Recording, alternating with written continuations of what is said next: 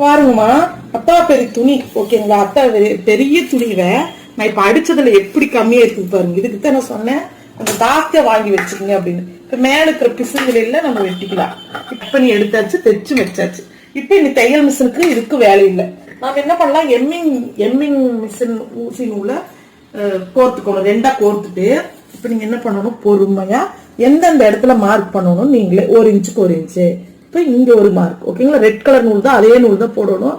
இப்போ இந்த இடத்துல நீங்க ஒரு நாட் மாதிரி போட்டு மேல இருந்து ஆரம்பிச்சு இப்ப இதுக்கு மேல கொண்டு வந்து நல்லா நெருக்கணும். இது இப்படி நெருக்கிட்டு ஒரே ஒரு நல்ல இப்படி போட்டு பாருங்க, இப்படி 2 சுத்தி இப்படி இறக்கிட்டீங்கன்னா